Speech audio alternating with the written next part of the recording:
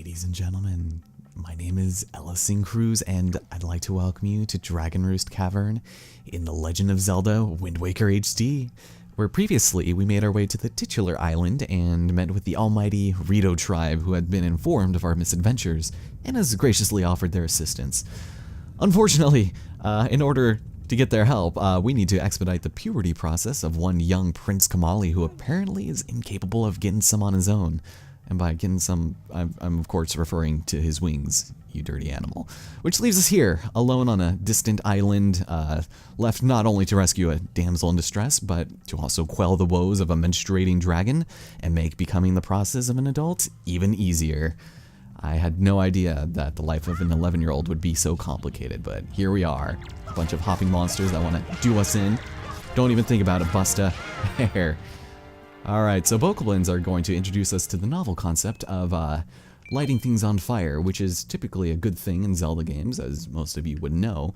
But whenever you see unlit lanterns or torches or anything like that, go ahead and light them up, see what happens. Typically it's a good thing. There we go. Ooh, with the trick shot. Oh man, gotta love the polish of these Nintendo games, man. So, Dragon Roost is actually a very interesting dungeon. I like it a lot. It's very nostalgic for me. But something that it begins a trend of is giving you keys in rooms where the locked doors are in the same place. Was that really necessary to put it there? It's kind of interesting, but you'll notice there's a giant cauldron here, and you wouldn't think that Link's first instinct would be to jump into it, but these will actually be very useful as they serve as a kind of a in-dungeon teleporter system, and once we unlock the other two, we'll be able to get even further in and kind of serve as miniature checkpoints. So that's kind of cool, and a very good concept if I do say so myself. So let's go pick up this pot and destroy this wobbly looking gate there. It's like the first trial is destroy the wood that is impeding us. So we enter a very large hot room. My god.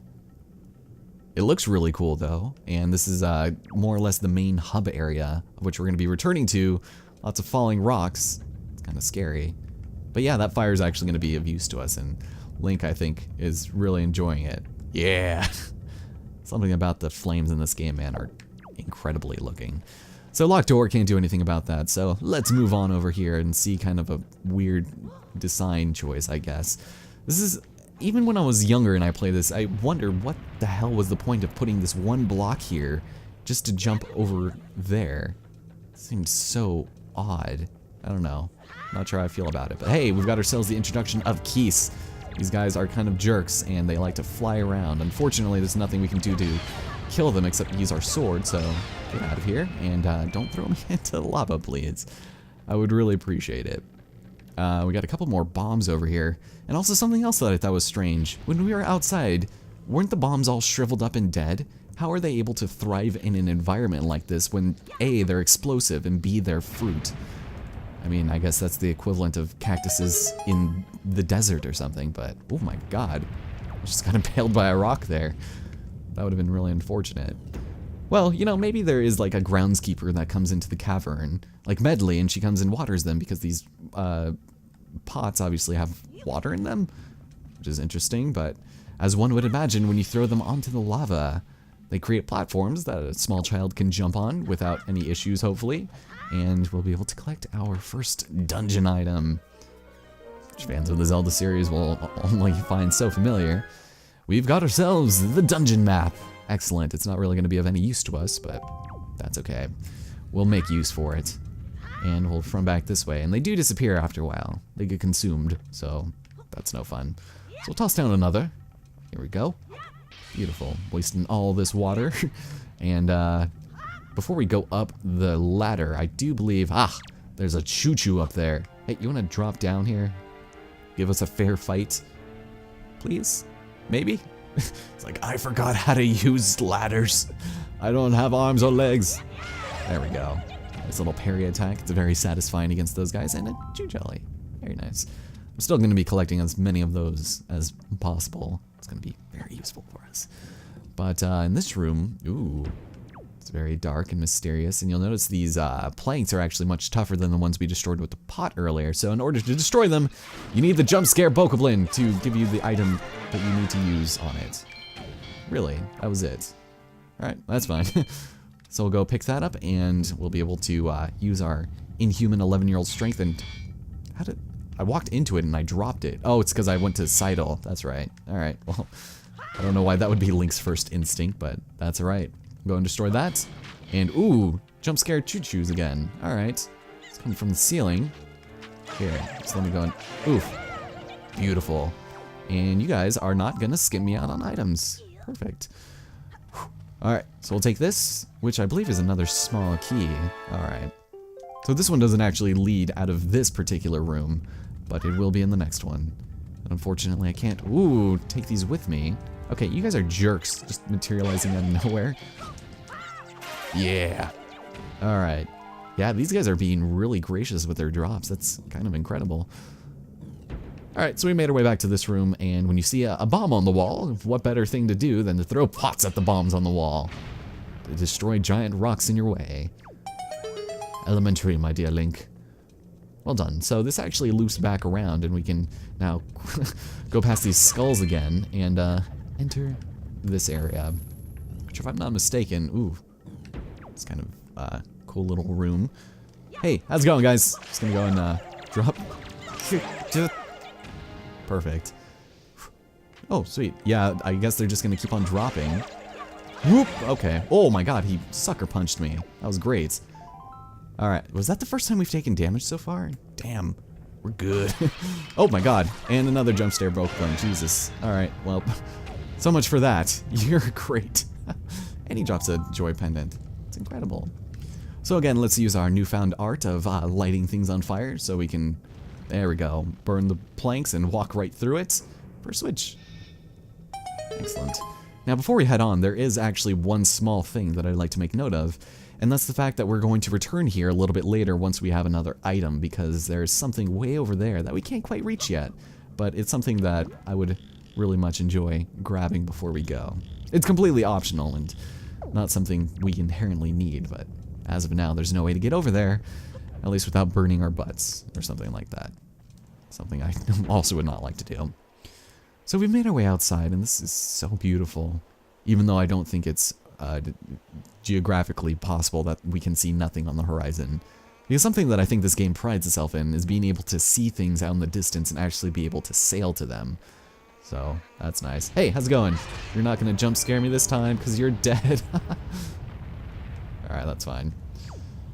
So up here is a very interesting little area. We have a giant spout of lava that will actually shoot out in periodic intervals against a wooden ladder. I don't know. Many people have questioned this line of Nintendo logic, as it were, and it still makes no sense to me. I don't know. It almost seems like fire is almost a non-issue. But, ooh, nice shadow there, bud. So we got, ooh, Kargrok. I was trying to throw that at you, but apparently the game was going to have none of it. And he drops, I want that. I really want that. That's a golden feather. We'll get a bunch more later, but it's kind of good to carry that now. Now this is where it gets a little hairy. We gotta wait just a moment. Link's not entirely sure if he wants to. He's very skeptical. He's like, are you sure you want me to do that? I'm pretty sure I'm gonna burn the back of my face if you let me walk across this. Because again, fire apparently poses no threat unless, well, the game says so. Yeah, he's not having any of it, so. We have yet another giant rock, and yet again, Link feels very inclined to try and lift it. I don't know what he's going on about. We got that little 11-year-old hubris, thinks he can do anything, but that's okay. So we're gonna go along this way, and we should almost return back inside, I believe. There's, I think, 2 other points where we actually go along the outside of this place, and it's really cool. I like it a lot. But let's go toss that. Boom. Look what you've done, Link. Look what you've done. Alright, so this will take us into another block room area. Oh, this one isn't really all that difficult, I guess.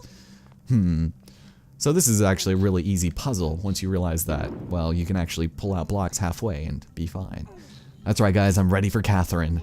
Let's do it. But this is actually a very interesting room, and I enjoy it a lot because we get a nice little notification from our dear friend, our butt pocket stone. Now listen, have you seen any filthy thieving rats around? Yeah, now you're speaking my language.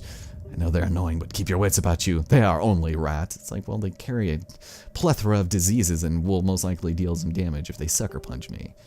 However, if we spread bait near their nest, they might share some of their treasure with us, which I find very difficult to believe. So let's go ahead and pop open our lovely thing there and drop some there. Nice. How's it going? I may make an inquiry, sir. What's your spaghetti policy around here? Ah, delicious. Hey, I got something real good I'll sell to you, for real. I got the sweetest shit. Ladies and gentlemen, I kid you not, we have the drug-dealing, potion-slinging rat master here in Dragon Roost Cavern, and for a small nominal fee of 80 rupees, we can get a blue potion. And since we got ourselves our birthday allowance, then, you know what? I'll take it. Please. And blue potions will refill both life and magic. Honestly, something that is a little overkill at this point in the game, but you know what? I'll take it. It's my birthday. I'm able to do what I want. Also, occasionally, he will sell you all-purpose bait and Hayoya pears as well, which is kind of interesting, but cool. Thank you so much. I'll be sure to come back here for future acts of patronage. I'm sure you wouldn't mind that, so I'm just going to equip that there for the time being, just to have it on there. It looks so beautiful. Something about the aesthetically pleasing blue potion is kind of incredible. Also, it matches our shirt. Grandma would be so proud. So we're gonna go take this and use our Olympian throw that we're so famous for to bust that open. And let's go in here. This iron chest, which for those of you familiar with the Zelda universe and how things function around here, we got ourselves yet another compass.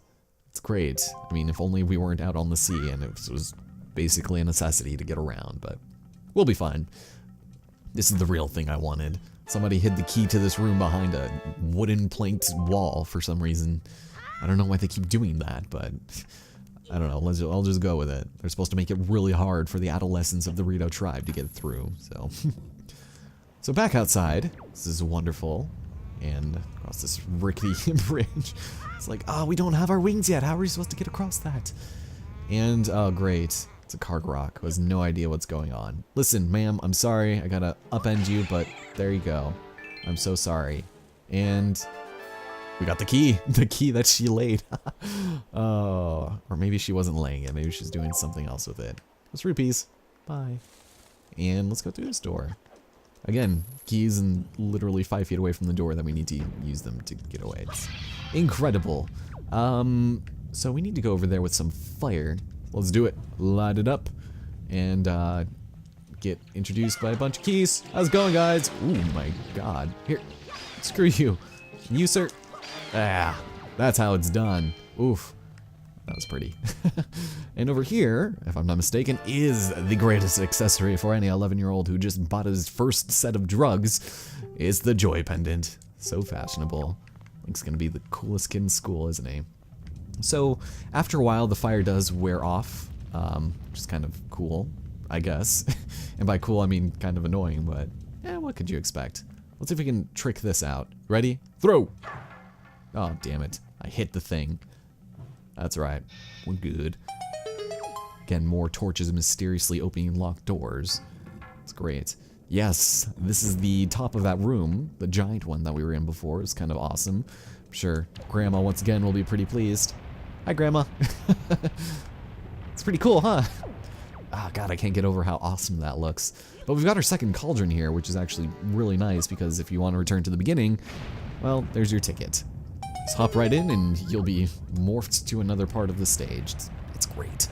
Go across this very rickety bridge. I'm not sure if that's the greatest of things we should be doing, but we'll be fine as we enter the Bokoblin break room, where we have the unsuspected employees of Dragon Roost Cavern just kind of hanging out. He has no idea what to do. Ooh, that must have been painful, sir. I'm so sorry. And oh, geez, you found your sleeping friend. That was completely inadvertently done. I was not planning on that, but I guess it couldn't be any clear that that is where one of them was hiding. Obviously, we need to find a third, and I think he might be taking a sweet nap right in there. Sorry, dude. Time to go back to work.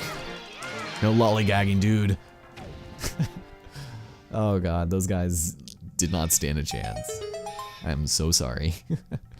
Luckily, this man was nice enough to drop a pendant of joy, and before we move on, there's a minor puzzle that we need to solve. Whenever you see a torch that's unlit next to one that is, then you know what we gotta do. Gotta light that shit up, so let's do it. Right there. Perfect. Yeah! I love it when chess phase through my young 11-year-old body. It's incredible. It's the greatest. But if I'm not mistaken, this should get us something that's quite nice, something that I think you might want. Ladies and gentlemen, it is our first of 2 treasure charts in Dragon Roost Cavern. I have no idea what this will give us, should we go find it out on the seafloor, but it's probably good for our wallets. Let's climb up this lovely ladder. And before we head through the door, one last thing to do. We gotta loot this place for all it's worth. So inside of this jar is